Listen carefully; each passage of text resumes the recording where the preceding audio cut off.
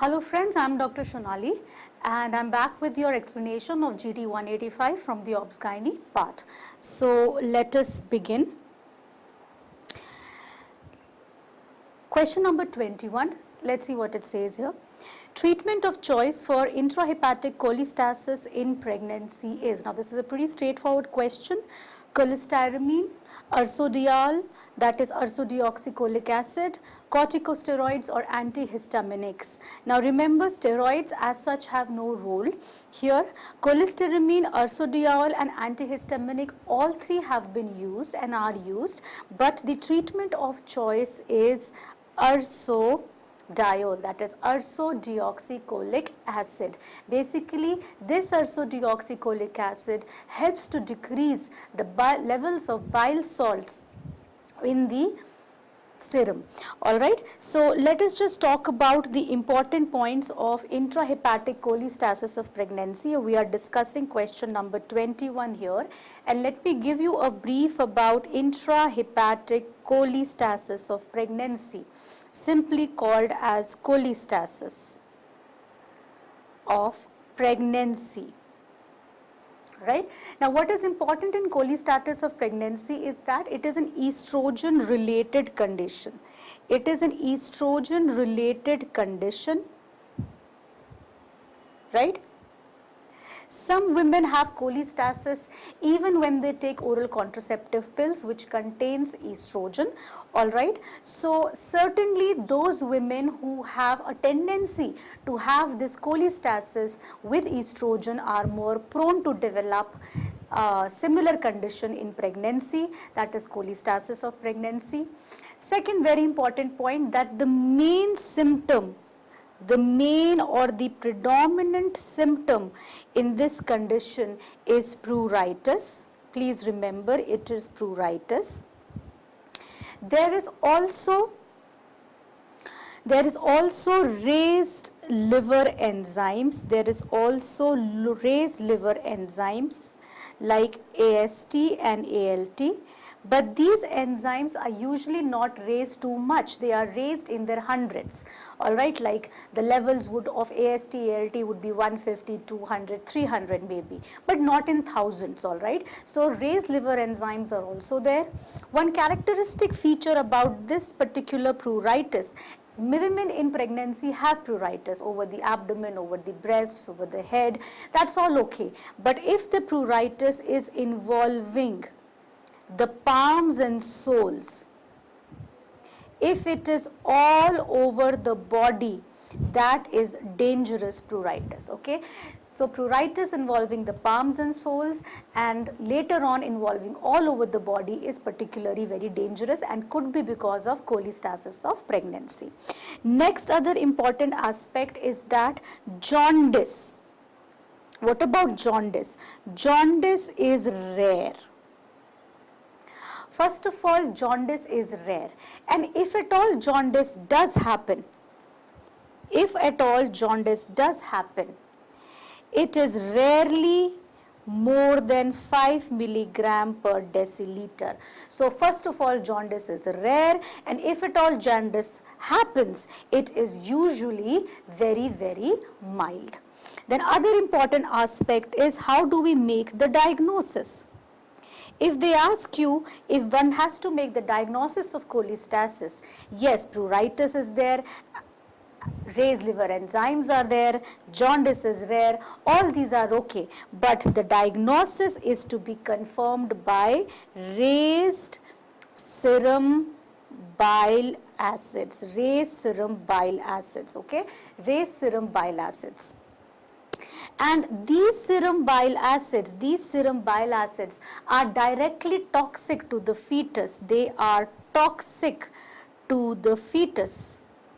Since they are toxic to the fetus directly, they can cause oxygen deprivation to the fetus. There is risk of sudden fetal demise in utero. And that is also specially at term. So this is one condition which is problematic to the fetus. This is one condition of jaundice which is problematic to the fetus because there is risk of sudden fetal demise in utero, especially at term. So the treatment is, one aspect of treatment is to lower the serum bile acids, and for that the drug of choice is ursodeoxycholic acid. For that the drug of choice is ursodeoxycholic acid. Cholestyramine is also a bile acid chelating agent, and it had been used in the past, but now we have a better drug which is ursodeoxycholic acid. The second aspect is symptomatic treatment for pruritus, and for which we can use the antihistaminics. Alright, and the third aspect of treatment is fetal monitoring and induction of labor between 37 to 38 weeks. Induction of, very, very important, induction of labor between 37 to 38 weeks, considering that women with obstetric cholestasis have risk of sudden fetal demise in utero, especially near the time of term. Therefore, induction of labor is to be done between 37 to 38 completed weeks. Moving on to the next question.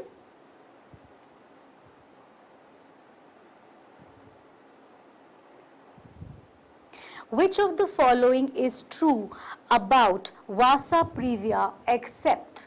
So which of the following is true about Vasa previa except? So we have to identify the false statement. So look here, the incidence is 1 in 1500. This is not an entirely true statement, but we'll come to that again. Consider it here as a true statement. Mortality rate of 20% with undiagnosed cases. Now, Vasa previa has very high mortality. So, this is a false statement. This is the false statement. Option C, associated with low-lying placenta. This is also true. And cesarean section is indicated. This is also true. Alright, so the false statement here is option number B, that the mortality rate is 20% with undiagnosed cases. What is Vasa previa actually? If you look at, we are discussing question number 22.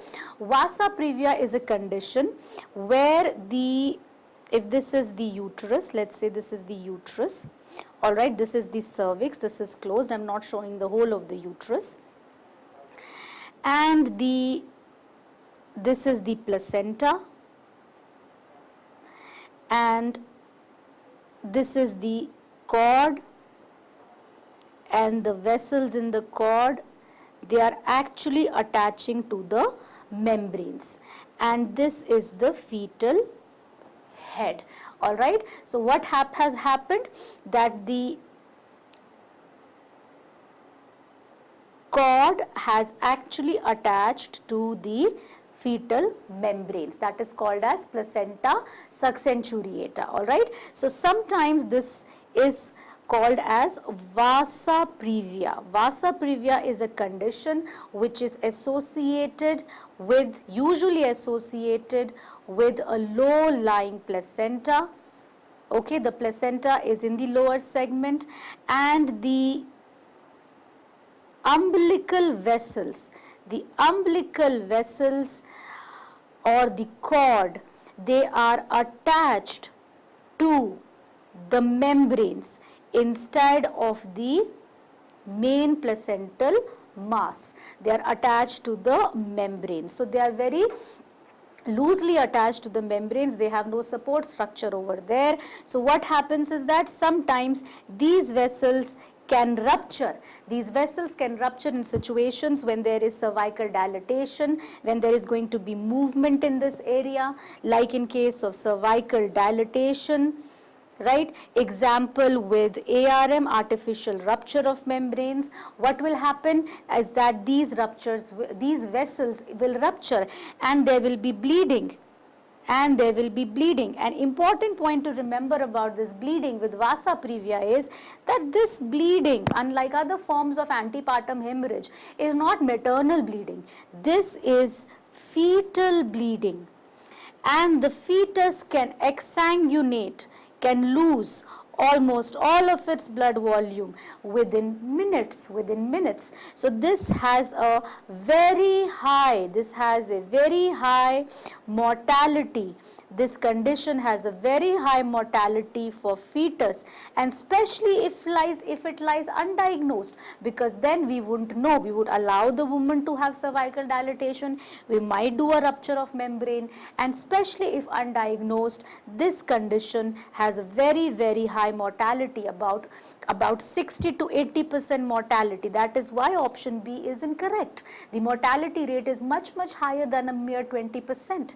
The mortality rate is very high, and just when this happens, when the fetal bleeding starts, what does this condition present as? This condition can present as vaginal bleeding and decreased fetal heart rate, sudden severe drop in fetal heart rate, sudden severe bradycardia, because the fetus is losing all its blood, sudden fetal bradycardia. And the only way to save the fetus in such a situation is an urgent, very urgent cesarean section. So cesarean section is indicated, therefore option number D is also correct, right? So we see that the incidence is about 1 in 1500. Actually, the incidence, to be very precise, is somewhere between 1 in 2000. In actuality, the incidence of this condition is very rare. It is somewhere between 1 in 2000 to 1 in 3000. This is the incidence that is quoted in the books. All right. So, considering that, option A also I would like to say is correct, because option B, that the mortality rate is only 20%, is definitely a false statement, because the mortality is very high for the fetus. Moving on to the next question. Gross appearance of endometrial curettings from DNC is shown below. What is your probable diagnosis? A, is it choriocarcinoma? B, is it hydatidiform mole? C, is it incomplete abortion? Or D, none of the above? Now, the most probable diagnosis here is hydatidiform mole. We can see in the figure grape-like vesicles are seen, all right. Therefore, our most likely diagnosis is hydatidiform mole. If some of you have doubts that why are we not marking incomplete abortion or partial mole, or why are we not marking choriocarcinoma, because the definitive diagnosis of choriocarcinoma or incomplete mole or hydatidiform mole also is going to be confirmed once we send these products for histopathology. So the final confirmation will definitely be by histopathology, but they are asking what is your probable diagnosis, all right. Now, probable diagnosis in this situation becomes the most common condition associated with this grape-like vesicles, and choriocarcinoma is not a very common condition, all right. Hydatidiform mole is much more common than choriocarcinoma. The definitive diagnosis of choriocarcinoma will be confirmed on histopathology, all right. So the answer here is hydatidiform mole. Now I also want to emphasize another point here about the diagnosis of molar pregnancy. Let me just give you a brief about the diagnosis of molar pregnancy. Now, we are doing discussion of 23. Molar pregnancy is an important topic, so let me give you a brief outline of that. First of all, remember that there are gestational trophoblastic diseases. First of all, remember that there are gestational trophoblastic diseases. These gestational trophoblastic diseases are further benign or they are malignant. The benign form of the gestational trophoblastic diseases are the complete mole and the partial mole. And the malignant form of gestational trophoblastic diseases is the invasive mole, which is the most common. Then we have the choriocarcinoma. Then we have the placental site trophoblastic tumor, and we have the endothelial trophoblastic tumor. These are very, very rare situations. All right. All these together, these malignant forms of gestational trophoblastic diseases, they are called as GTN. They are called as GTN, gestational trophoblastic neoplasia. Now, complete mole and partial mole are the benign forms of gestational trophoblastic diseases, which are much more common than GTN. All right. Now, when a woman presents with first trimester bleeding, which is the most common presentation of molar pregnancy, the most common presentation of molar pregnancy is first trimester bleeding, and we do an ultrasound. When we do an ultrasound in this situation, we could find a snowstorm appearance. If there is a snowstorm appearance, it is likely hydatiform mole, and that too complete mole. Okay, so snowstorm appearance is classical of complete mole. However, partial mole, remember, partial mole can be misdiagnosed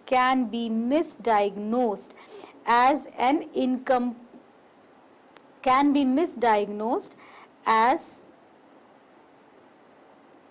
missed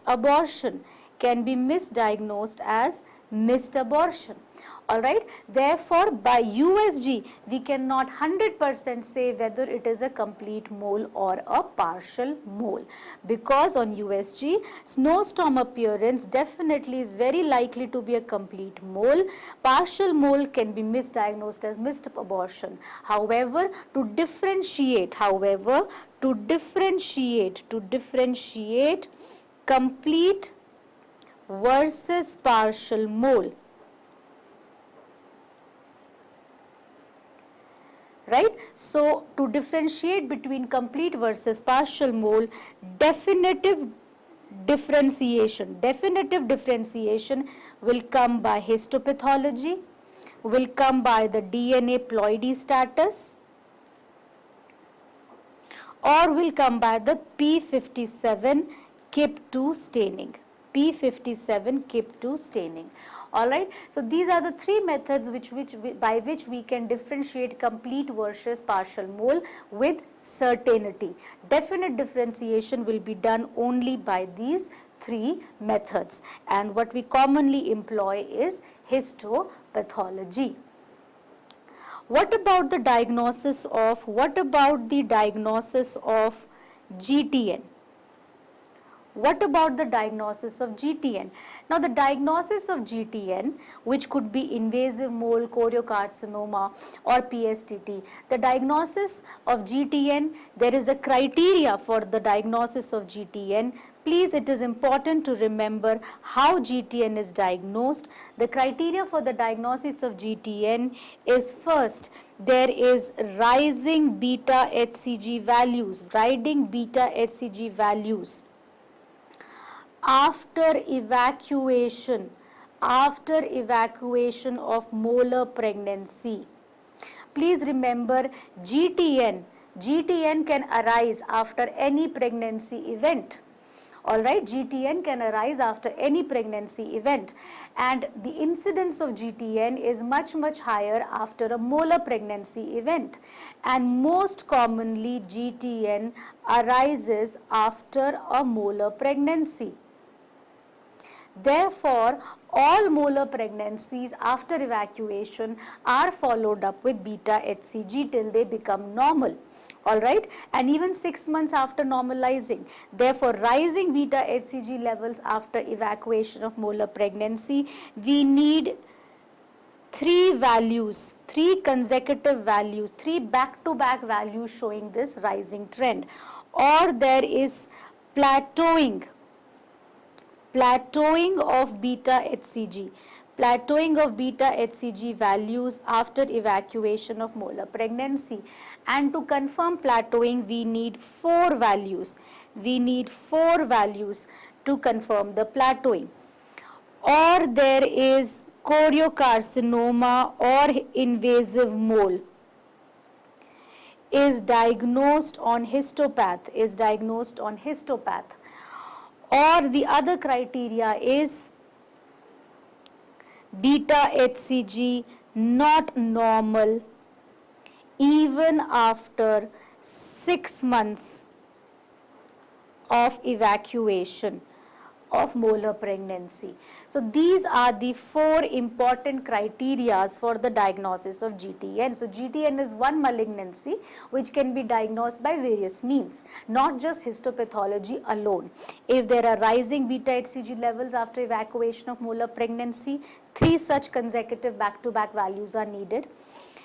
Plateauing of beta HCG values, choriocarcinoma, invasive mole on histopath, or the beta HCG has not become normal and it's been more than 6 months after the evacuation, then also diagnosis of GTN is made.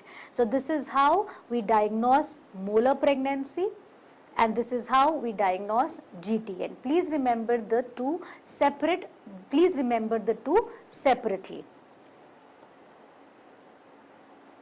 Moving on to the next question, question number 24. Which of the following is not a beneficial effect of oral contraceptive pills? So, decreased risk of ectopics, prevention of atherogenesis, decreased BP, or increase in bone density. So, which is not a beneficial effect of oral contraceptive pills? Decreased BP. Beneficial effect. So, basically oral contraceptive pills, they are a relatively contraindicated in hypertensive women because they actually do not decrease BP, alright, they worsen the BP.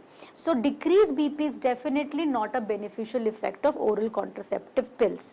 Decreased risk of ectopics, all contraceptives, they decrease the absolute risk of ectopic because they are so effective, they decrease the risk of having a pregnancy in the first place. That is why decreased risk of ectopic, they decrease the absolute risk of having an ectopic because they are so effective means of contraception. Prevention of atherogenesis, the estrogen component of the oral contraceptive pills is lipid friendly, alright, so it is basically protective there. So prevention of atherogenesis, yes, is the true. Increase in bone density, the estrogen also improves bone mineralization, therefore increase in bone density is also beneficial of oral contraceptive pills, alright. So decreased in BP but is definitely not a beneficial effect of oral contraceptive pills. Moving on to the next question, question number 25. Which of the following drugs it is not used in the medical termination of early pregnancy? Mifepristone, misoprostol, BNC are definitely used. They are the drug of choice. The combination of mifepristone and misoprostol is the drug of choice when considering medical termination of early pregnancy. So when we talk about medical termination of early pregnancy, the drug of choice is mifepristone plus misoprostol. Alright, and this by the government of India, is allowed up till 7 weeks, What about methotrexate and hydroxyprogesterone? Methotrexate is also toxic to the fetus, alright, and remember methotrexate is used to kill an ectopic pregnancy. Alright, methotrexate in fact is going to kill a pregnancy wherever it is. It's in the tube or it's in the uterus. Alright, so methotrexate is also used, can also be used for medical termination of early pregnancy. Medroxyprogesterone acetate, it is a progesterone. It does not cause medical termination of early pregnancy. It is mifepristone. Mifepristone, by virtue of its antiprogestin effect. This mifepristone is basically an antiprogestin. It is an antiprogestin which breaks the progesterone support to the growing fetus. And misoprostol is the agent which leads to uterine contractions. This leads to uterine contractions. So that is how these drugs achieve abortion. But medroxyprogesterone does not fit the bill. Progesterone is not used for medical termination of pregnancy. So the answer is option number D. Let's move on to the next question. Question number 26. Name the cell marked as X in this pap smear. It's very clear, certainly here it is a superficial cell. It is a large cell with abundant cytoplasm. The cytoplasm is staining pink, and it has a condensed pyknotic nuclei. It is a superficial cell. So let's talk a bit about the cytohormonal study. Cytohormonal study. So we are studying the hormonal status. We are getting an idea about the hormonal status of the woman by looking at her vaginal smear cytology. That is what we are doing in this cytohormonal study of the vaginal smear, right? And please remember, the sample for this cytohormonal study is taken not from the cervix. This is a pap smear, agreed, and the sample is taken from for the cytohormonal study. Ideally, the sample should be taken from the lateral vaginal fornix, high up, lateral vaginal fornix, right?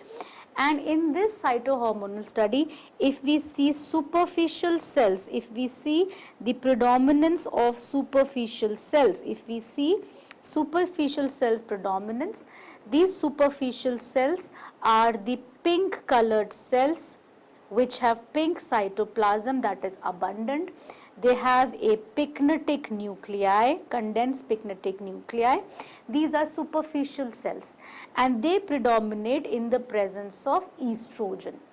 On the other hand, intermediate cells predominate in the presence of progesterone. Alright, and we have the basal and parabasal cells. Basal and parabasal cells, they predominate when there is no hormonal influence. When there is no hormonal influence, or when there are very low amounts of estrogen and progesterone. So it is clear to understand that superficial cells are going to predominate when? During the time of ovulation. So during the time of ovulation. So they have asked another question out of this. Question that they have asked out of this is also, when is the karyopyknotic index? When is the karyopyknotic index maximum? And the answer is, it is at the time of ovulation, because this karyopyknotic index is a ratio of the superficial cells divided by the intermediate and the basal and parabasal cells. So superficial cells are going to predominate in the presence of estrogen. Estrogen is maximum in the cycle around the time of ovulation. So that is there, right? Intermediate cells are going to predominate during pregnancy. They are going to predominate during pregnancy when the progesterone is high, and basal and parabasal cells are going to predominate during the menopause. During the menopause, when there is no hormonal influence, this vaginal cytological smears are going to show a predominance of parabasal and the basal cells. All right. Now moving on to the next question.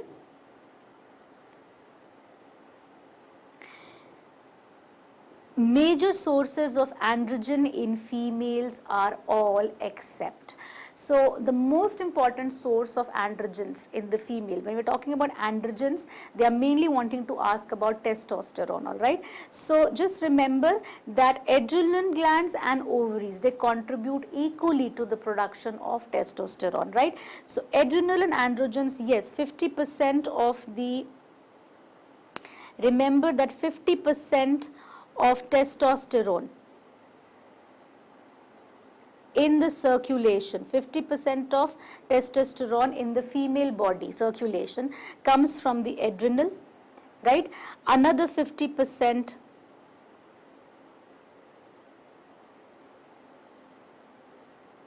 sorry, 50% comes from the ovaries, 25% comes from the adrenals, and another 25% comes from peripheral conversion to androgen precursors in the liver, GI tract, and out of these also mainly the adipose tissue, that is called as peripheral conversion. So of all the testosterone in the female, adult female, all right, adult females mainly have estrogens and progesterone in their body, right, but testosterone is also there, though in much lesser amounts in the female range.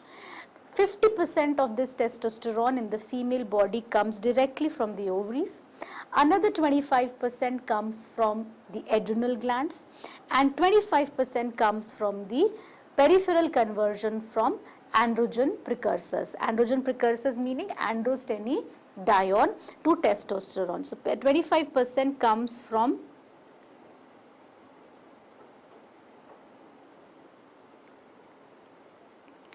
conversion of androstenedione to testosterone.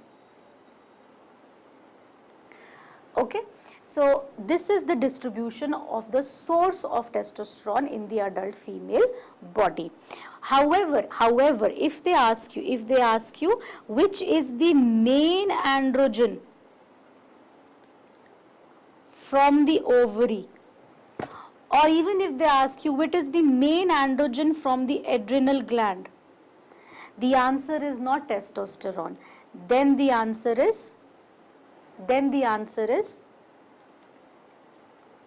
androstenedione.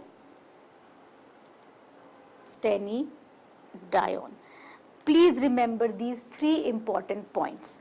All right. Adult females in their bodies have testosterone. 50% of that testosterone comes directly from their ovaries, 25% comes from adrenal glands, another 25% comes from conversion of androstenedione to testosterone. This is one information about the source of testosterone. But if they ask you which is the main androgen coming from the ovary, the main androgen coming from the ovary as well as from the adrenal gland is not testosterone. It is actually androstenedione. All right. On the other hand, corpus luteum on the other hand does not secrete androgen. Corpus luteum is during the later half of the menstrual cycle, while the endometrium is getting ready for implantation. All right, and it is also supporting the fetus in the early pregnancy. So please, androgens during that time are not required. All right, so corpus luteum basically secretes estrogen, progesterone, relaxin, and inhibin A. These are the four hormones that are being secreted by the corpus luteum, not androgens. So the major sources of androgens in female are adrenals, ovaries, peripheral conversion of precursors, but not corpus luteum. So moving on to the next question, question number 28. Semen variables less than the reference value for morphology are teratozoospermia. Normozoospermia is something that is normal. Oligozoospermia is the count.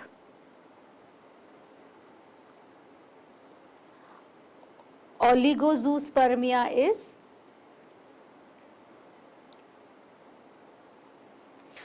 Oligozoospermia is when the sperm concentration is less than 15 million per ml, that is called as oligozoospermia.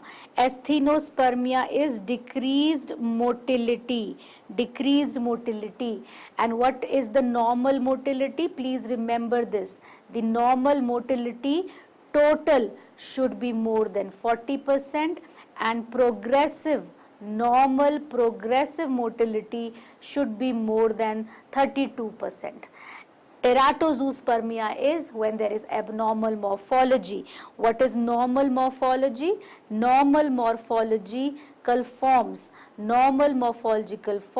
should be at least more than 4% in a normal semen sample. These are very, very important percentages to remember. Please remember them. Alright, so semen variables less than the reference value for morphology are called as teratospermia. When they are abnormal morphology, that is called as teratospermia.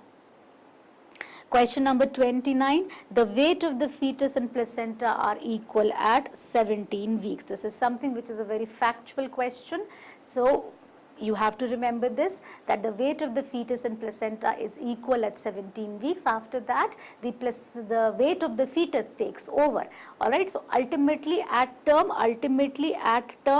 what is the weight of ultimately at term, the weight of the placenta is to the weight of the fetus is about 1:6, right? So fetus is heavier than the placenta. That is something that is easy to understand.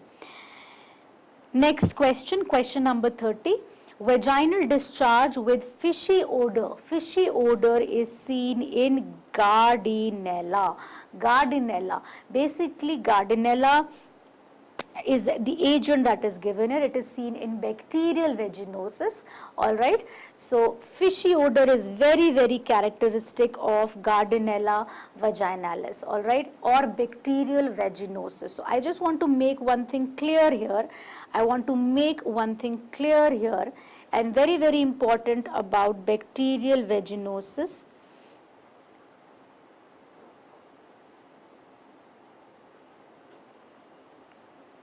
Very, very important here about bacterial vaginosis, that bacterial vaginosis, please remember, is not an STD. It is not a sexually transmitted disease. It is just there is alteration in the microflora of vagina. Now we all know that the acidic pH of vagina is the main vaginal defense. And this acidic pH is because of estrogen, which favors the growth of lactobacillus. So this lactobacillus is very, very important because it uses the glycogen in the vaginal cells.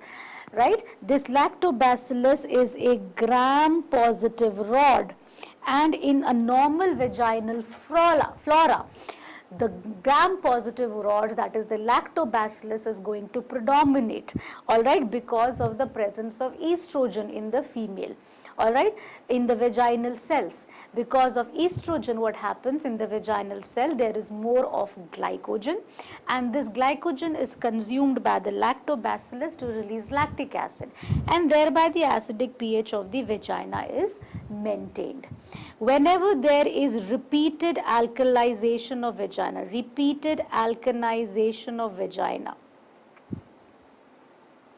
there is alteration in the microflora of vagina, where the lactobacillus, this good gram-positive rod, is replaced by other gram-negative rods. And there are many, but the most important of those gram-negative rods is Gardnerella vaginalis. This is not the only gram-negative rod. There can be urea plasma, there can be mobilincus, and other gram-negative rods also that can be there in the microflora, but the most important is Gardnerella vaginalis. So it is just alteration of the vaginal microflora. And very, very important, please remember the diagnosis is based by a clinical Amsel's criteria. There is a clinical Amsel's criteria for the diagnosis of bacterial vaginosis, which defines that if 3 out of 4 of the below features are positive, then the diagnosis of bacterial vaginosis is made. So the pH in bacterial vaginosis is alkaline, first of all, vaginal pH.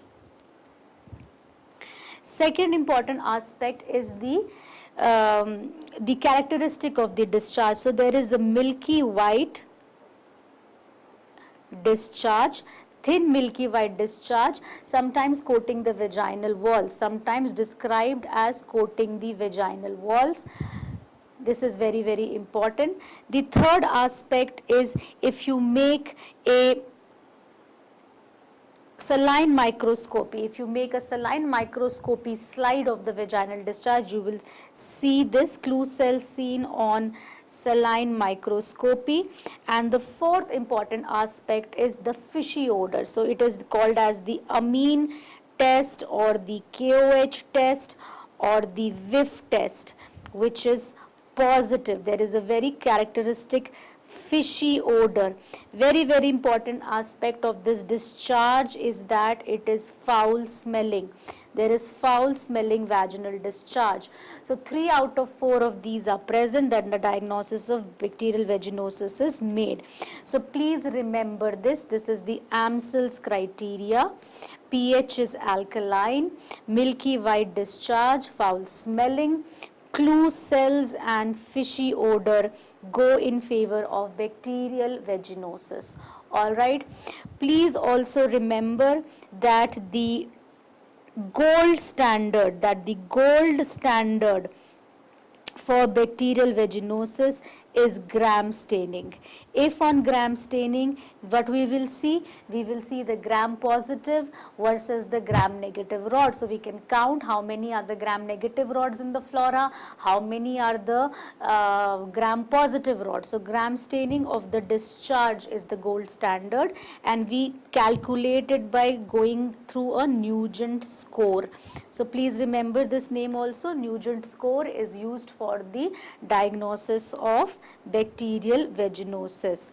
Some important takeaways, please also remember that it is often asked, you have to understand the differences between trichomonas, moniliasis and chlamydia, the other 3 options in the question. So bacterial vaginosis, please also remember bacterial vaginosis here needs to be differentiated with candida and needs to be differentiated with trichomoniasis. All three are vaginitis. All right. So in candida, the pH is going to be acidic. In trichomoniasis, the pH is going to be alkaline. In candida, it is curdy white discharge. And pruritus is very, very important. Pruritus. There is intense pruritus and dysuria. In trichomoniasis, the discharge is greenish discharge. There is a greenish discharge. In candida, what will we see on saline microscopy? We can see this fungal pseudohyphae. In case of trichomoniasis, we are going to see a flagellated organism, which is Trichomonas vaginalis, which is the causative agent for trichomoniasis. Alright, KOH of whiff test is going to be positive in case of trichomoniasis, but it is going to be negative in case of candida. Also remember that candida is usually not an STD. And trichomoniasis on the other hand is an STD. So among the 3 types of vaginitis, partner treatment is required. Partner treatment is required in trichomoniasis. In trichomoniasis, partner treatment is also required. Please remember this as well. And What is the treatment of choice for bacterial vaginosis? The treatment for choice for bacterial vaginosis is metronidazole. The treatment for choice for candidiasis is fluconazole. And the treatment of choice for trichomoniasis is also metronidazole. In bacterial vaginosis and candida, partner treatment is not required, but partner treatment is required in trichomoniasis. All right. Moving on to the next question. Question number 31. Marshall-Bonney test is used to diagnose which of the following condition? Stress incontinence, urge incontinence, vesicovaginal fistula, or uterovesical fistula. So Marshall-Bonney test is used to diagnose stress incontinence. Actually, stress incontinence is more of a history-based diagnosis. Marshall-Bonney test was used in the past to look for, this test was used to look for,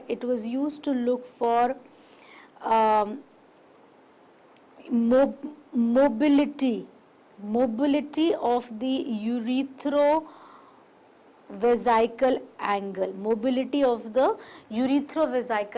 So sometimes what happens is that if this is the urethra, let's say this is the bladder. So between the bladder and the urethra, there is an angle. This angle is the uretrovesical angle. If there is no support to the urethra from the levator ani and the muscles of the pelvic diaphragm and the muscles of the urogenital diaphragm, then the support to this urethra is impaired.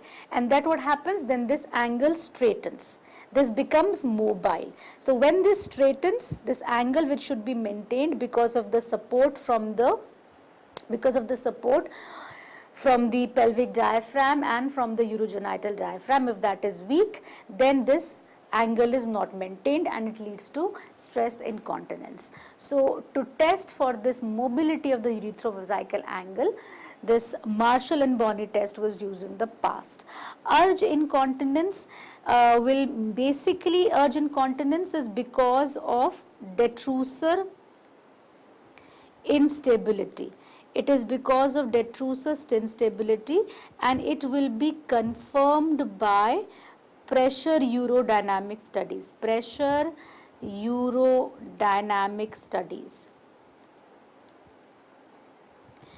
And vesicovaginal fistulas, they are best diagnosed by cystoscopies.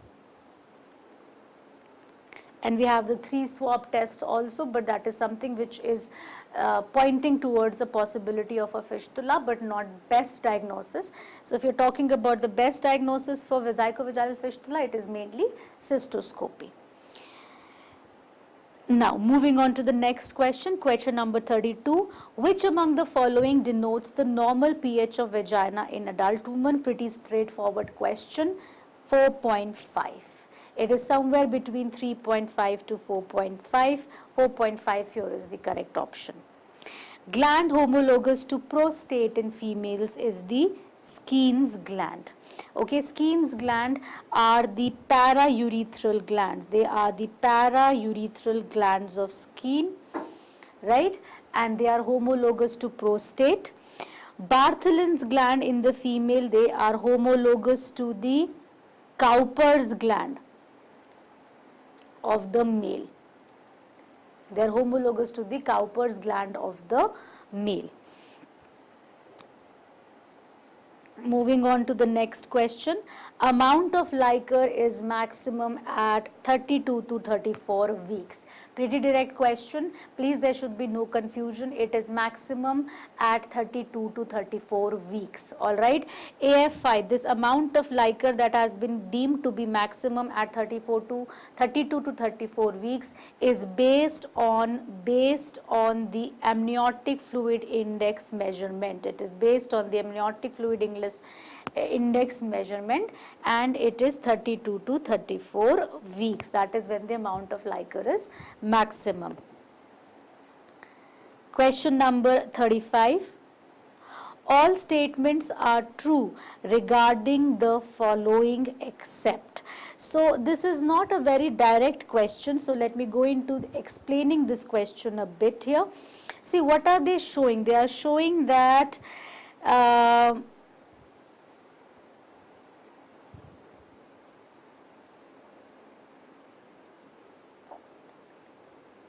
this is the uterus,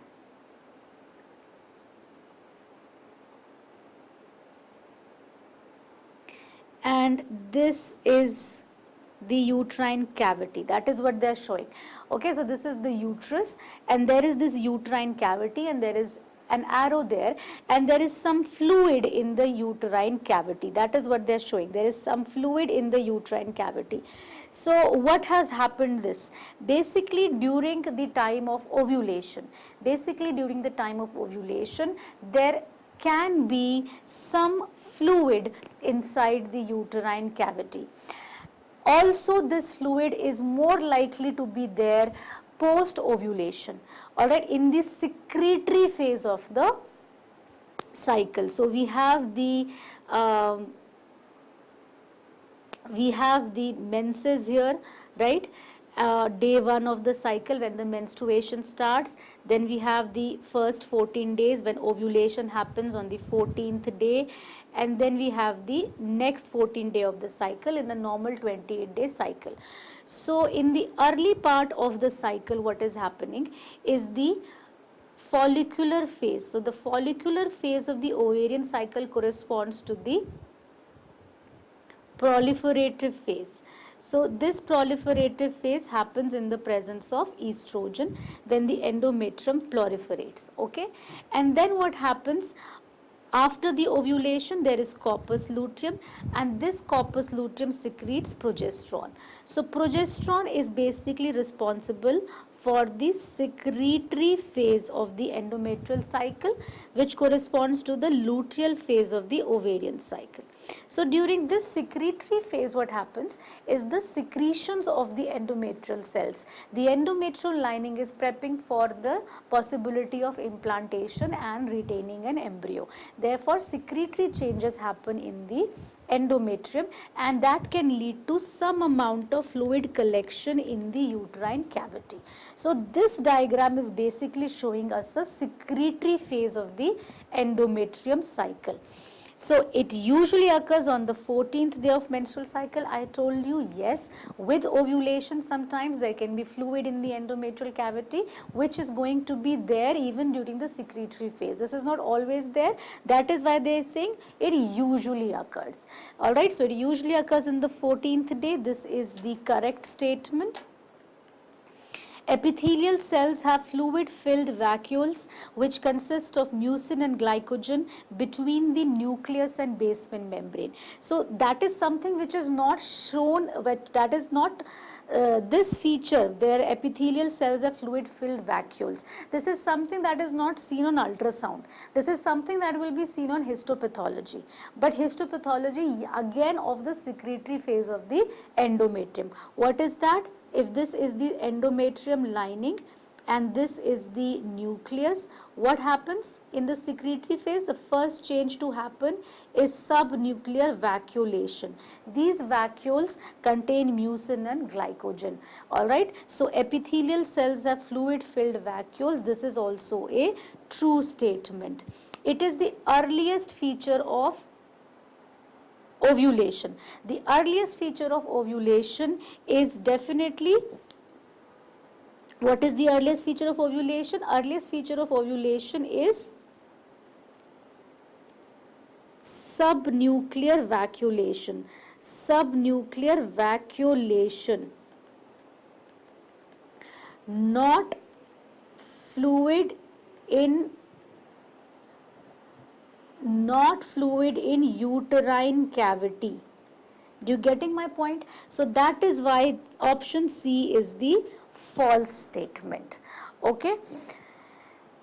Option number D. Let us see what is option number D here. Option number D says best diagnosis of ovulation is done by endometrial biopsy. This is also true statement. So among all of these statements, which is the false statement? Option C is the false statement. Alright. So what are they asking? The condition that they are asking about is the secretory phase of the endometrium. So basically by this figure, this is an ultrasound image. This ultrasound image shows that ovulation has taken place, right? So it usually occurs on the 14th day of menstrual cycle. This is true statement. This fluid in the uterine cavity happens on the 14th day. Epithelial cells have fluid filled vacuoles. That is also a true statement because it is going to happen as the first change after the ovulation in the secretory phase. So earliest feature of ovulation, is the ultrasound figure showing earliest feature of ovulation? No.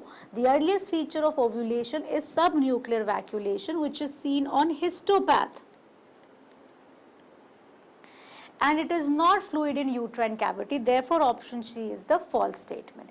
And the best diagnosis of ovulation is also done by endometrial biopsy, like I told you, because the consistent feature that ovulation has occurred is subnuclear vacuolation, and that will be seen on histopathology, and histopathology will we do by going for endometrial biopsy. Do you get it? So this is why option C is the false statement, rest all three statements are true statements. Moving on to the next question, which of the following is the capacity of Bakri balloon catheter used in cases of severe PPH? Pretty direct question. The Bakri balloon catheter has a capacity of 500 ml. This Bakri balloon catheter is to be inserted inside the uterine cavity. So this is going to achieve uterine tamponade, and you can appreciate that it is going to be effective in atonic PPH, not a traumatic kind of PPH. So Bakri balloon can be used, which has a capacity of 500 ml. Which agent is not used in management of stage 3 ovarian cancer? So ovarian cancer management is surgical. One has to remove the tumor bulk as much as possible. Please remember that. So debulking, yes, is used in the management. Chemotherapy, yes. Cytoreduction, yes. So for stage 3 or advanced ovarian cancers, for stage 3 and stage 4 ovarian cancers, what is the treatment? It is debulking and cytoreduction are the same thing. So what is the treatment? The treatment is cytoreductive surgery followed by chemotherapy. Radiotherapy is not a modality of treatment for ovarian cancer. So radiotherapy is very effective is false. Radiotherapy is not an effective modality for treatment of ovarian cancer. Ovarian cancer is cytoreductive surgery followed by chemoradiation. In early stage ovarian cancer, that is stage 1 and 2, what is going to be the treatment? The treatment is going to be surgical staging, which will include, as a part of the surgical staging, it will include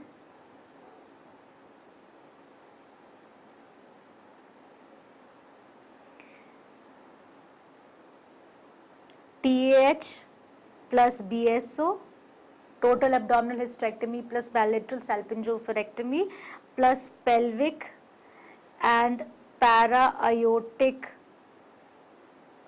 lymphadenectomy plus omentectomy. That is infracolic omentectomy. This is the basic minimum that is done in early stage ovarian cancer surgical staging, which involves THBSO plus pelvic and para-aortic lymphadenectomy plus also omentectomy. All right. The following maneuver is called What is this maneuver? This maneuver is called as Morisot-Smellie wheat. Morisot-Smellie wheat is a method to deliver the aftercoming head of the breech, and this method maintains the flexion of the head. We can see the assistant is giving suprapubic pressure. The right hand here in this case is putting pressure on the shoulders, and the underneath the hand is also giving flexion here, maintaining flexion at the malar prominences. So all the goal is to maintain flexion of the head, maintain flexion of aftercoming head in breech, and this is the maneuver. Pinard's maneuver, on the other hand, is for delivery of extended legs. Pinard's maneuver is for delivery of extended legs. Ridzen is for delivery of head by extension. Delivery of head by extension in a normal vaginal delivery. And Lofsitz is for delivery of extended arms. Lofsitz is for delivery of extended arms. Alright, so this is important again. What are the other methods of delivery of aftercoming head of breech? Please also remember.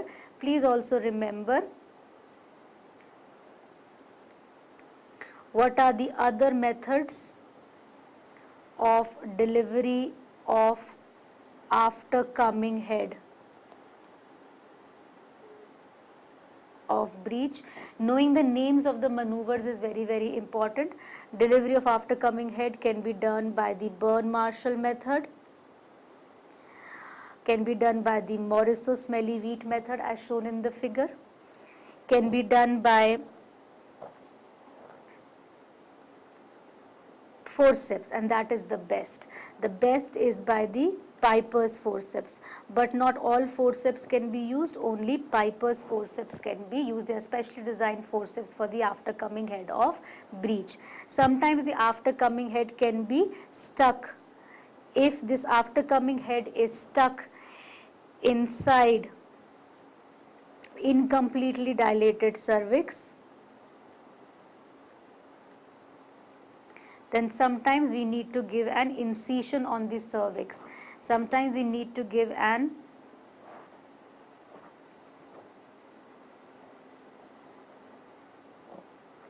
incision on the cervix, and that is called as Dushan's incision, and this is given at 2 o'clock or 11 o'clock position on the cervix to deliver the aftercoming head if it is stuck inside.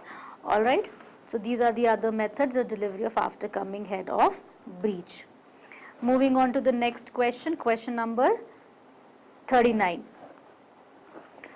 A 32-year-old diabetic woman delivered a large baby after difficult vaginal delivery.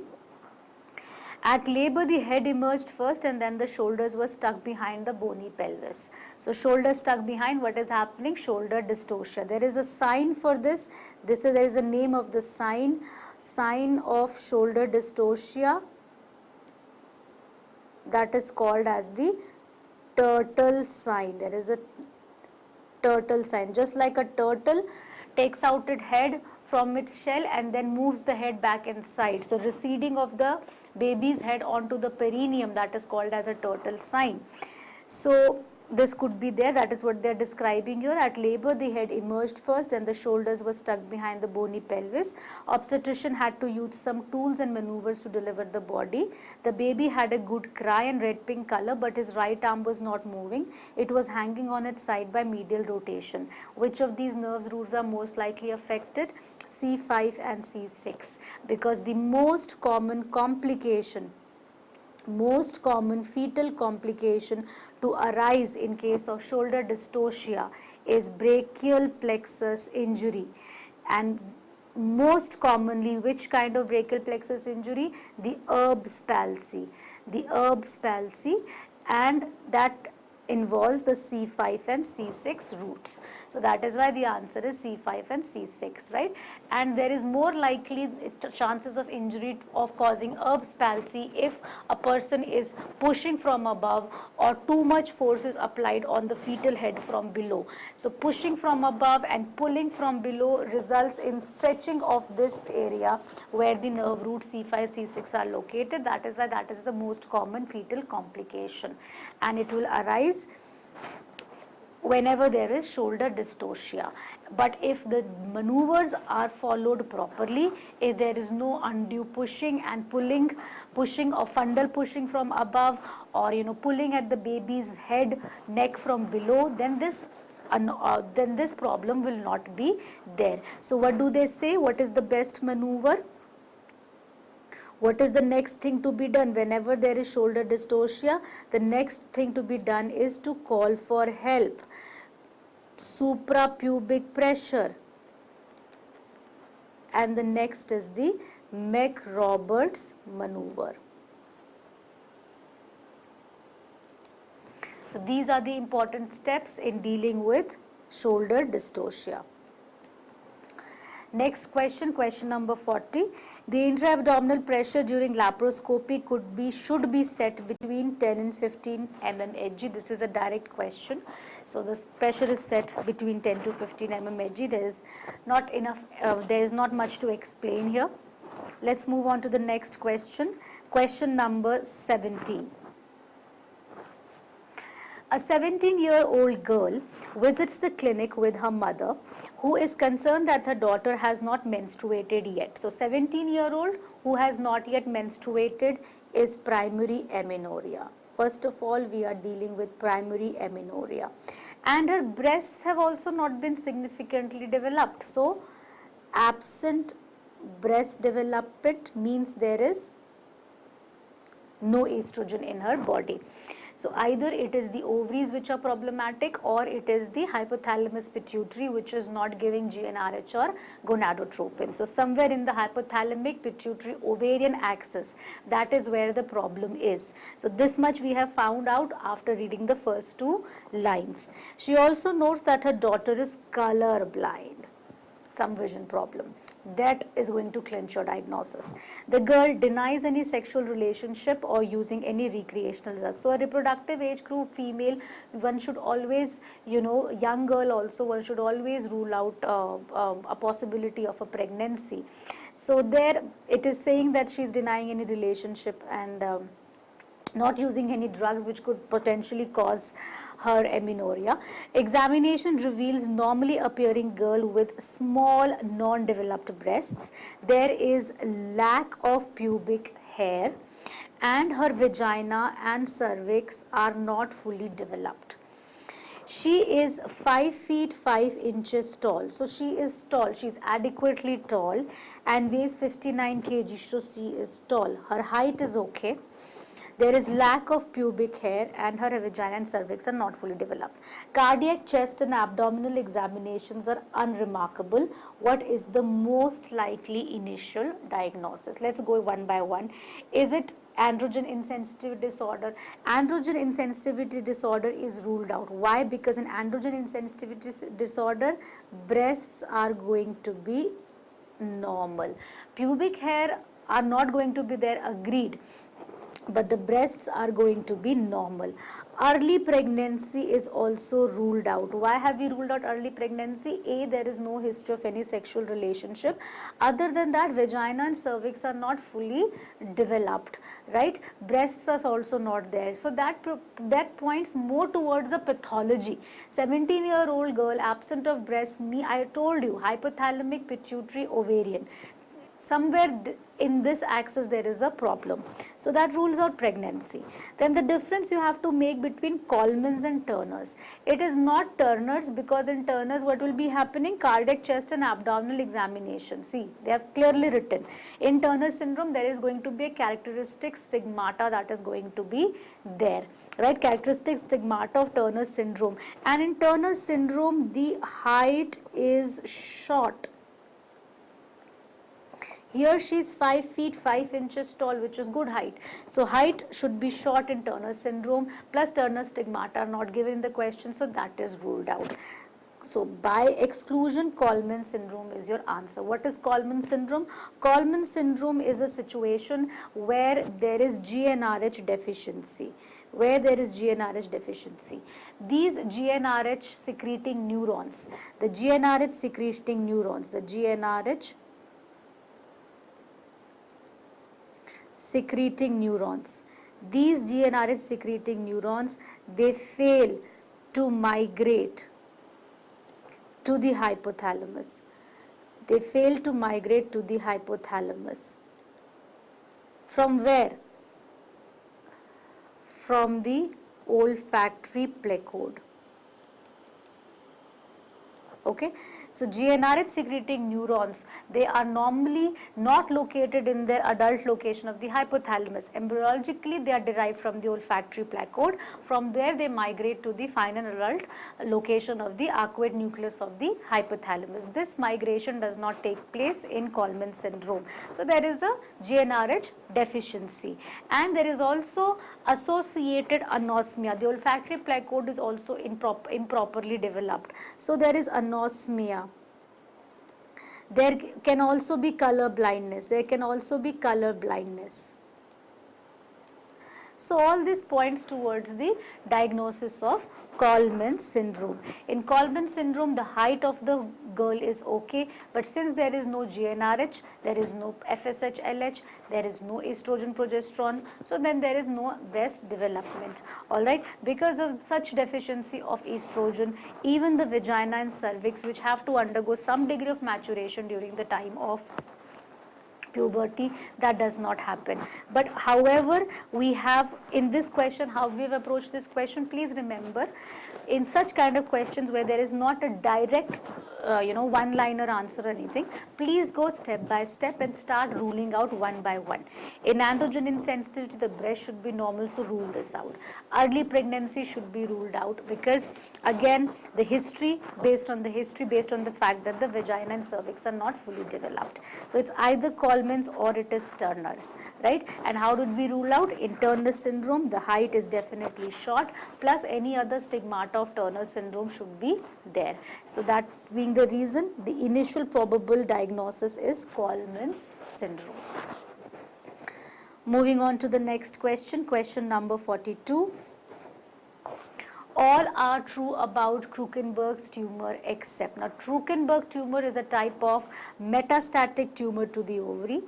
Krukenberg tumor is a metastatic tumor to ovary from some other primary source, all right, and it is usually bilateral. It is usually bilateral, all right. Now, metastatic tumor to the ovary, so it is always secondary, but that is a false statement. That is a false statement. Krukenberg's tumor is usually a secondary tumor. It is usually a metastatic tumor to the ovary, but it is always metastatic? No. It can be a primary ovarian tumor as well. Okay, it can be a primary ovarian tumor as well. So it is always secondary. This is the false statement. Its most common primary is from the stomach. This is true. Bilateral, usually true. So it is always bilateral? No, it is usually bilateral. The characteristic feature of a Krukenberg's type of tumor is that there are signet ring cells seen. That is the true statement. Another important point about the Krukenberg tumor is that the shape of the ovary or the capsule is intact. Okay, so the shape of the ovary is maintained, the capsule is intact. Okay. Next question, question number 43. A 37-year-old woman presents to the office for consultation about family planning. She is married for 11 years. She has never had any extramarital relationship. They have been tested negative for HIV infection. She hopes to become pregnant and to stop using condoms. She had normal pap smear for the past 18 years. The last pap smear was 1 year ago. So she is pretty consistent with the screening. Her last paps was 1 year ago. When does she to have? So all this kahani, all this story is given to you. The fact of the matter is they want you to know, they want to ask you, When everything goes okay, how frequently should the pap smear in the screening protocol is repeated? Please remember, the paps is repeated every 3 years. Doesn't matter we do the conventional paps, doesn't matter we do the liquid based cytology. So her next pap smear would come in 2 years, because it's been 1 year ago and the next paps has to be repeated. When you do paps, paps is repeated every 3 years. Please also remember, if we are doing HPV testing plus PAPs as a modality of screening, this is called as co-testing. If we are doing co-testing, then we have to repeat every 5 years. Okay, if we are doing co-testing, then we have to repeat every 5 years. Next question. The earliest morphological evidence of ovulation on endometrial biopsy is basal vacuolation. We've already discussed this. All right. Now let us move on to the next question. Question number 45. Again, this is a very direct question. Subfertility or infertility is defined as the failure to conceive within 1 year of regular unprotected sexual intercourse. So it is 1 year. And why have we taken 1 year? We have taken 1 year because the fact that 75 to 80% should conceive. 75 to 80% of normal healthy couples should conceive in 1 year. Alright, so those people who have not conceived by the end of 1 year, they are regarded as having subfertility or infertility. That is 1 year of unprotected intercourse. Question number 46. Adenocarcinoma cervix is not associated with which of the following? Pretty direct, HPV 11. HPV 11 and 6. They are the low risk type of HPV which are associated with anogenital warts. They are not causing cancer. 16, 18 all cause cancer. HPV 16 is the most common, causing CIN and cervical cancer. HPV 18 is particularly very specific for adenocarcinoma. HPV 51 is another high risk type of HPV.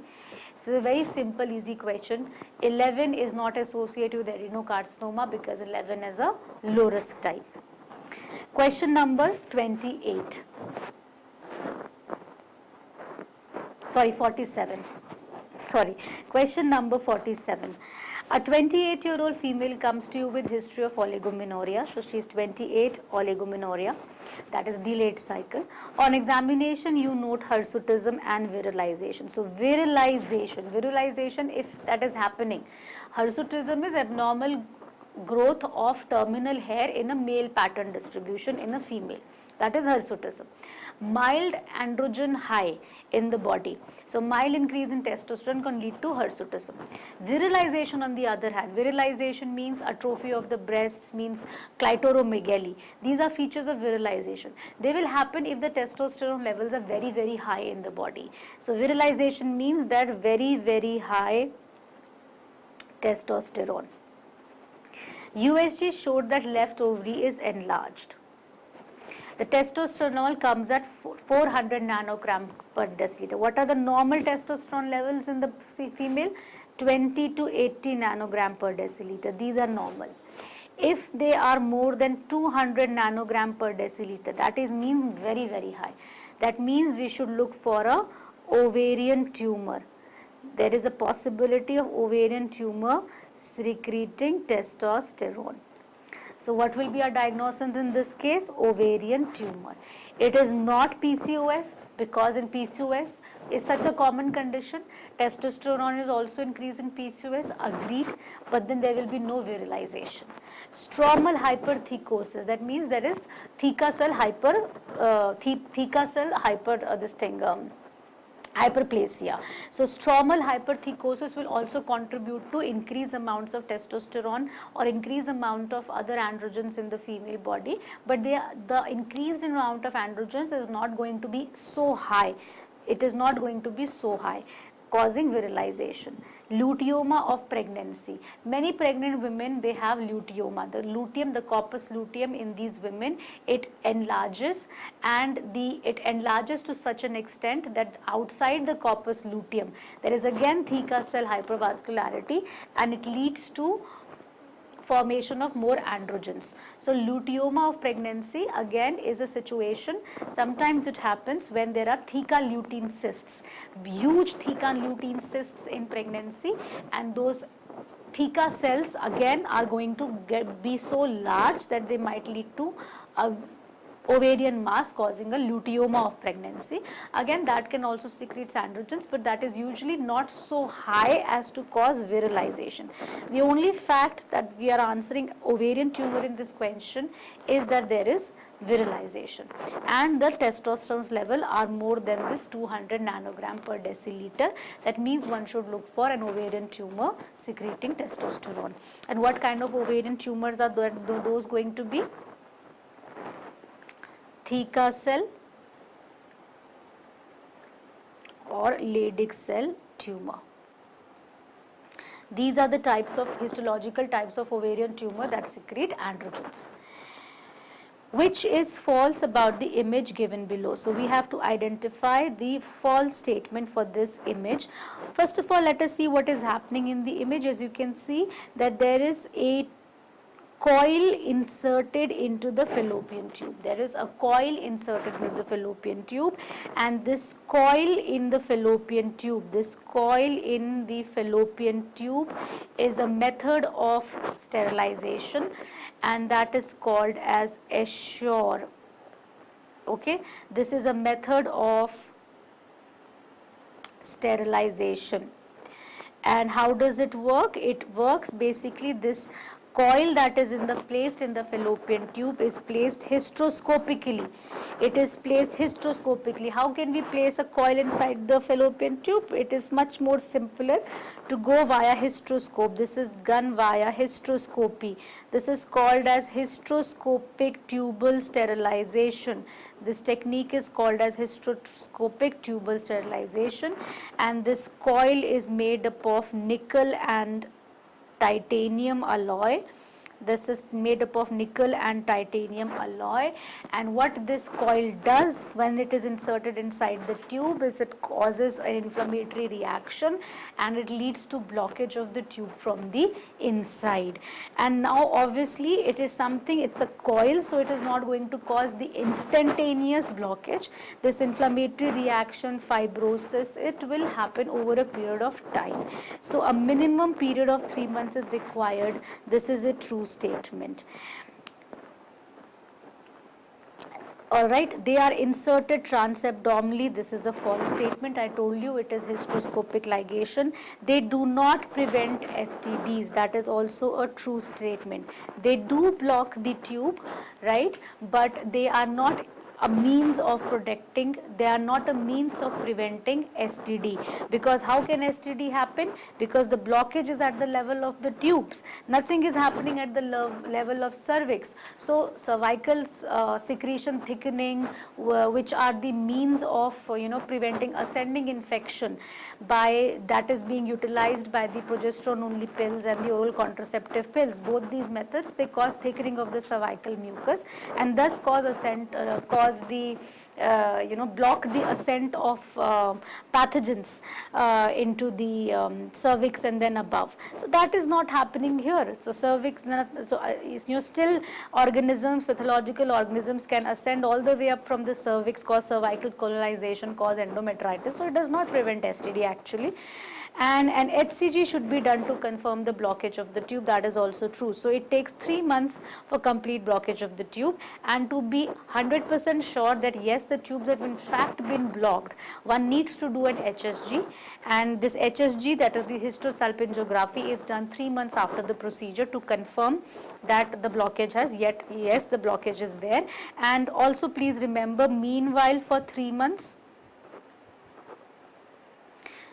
she has to use another method. She has to use some another method of contraception. in the meanwhile. So this is again very important. So the answer to this, that what is the false statement, is option number A. So option A is the false statement, rest all statements are true. So this is about this method of sterilization, which is the hysteroscopic tubal sterilization, called as Assure. Alright, so this finishes off our discussion. Alright, so this finishes off our discussion of GT 185.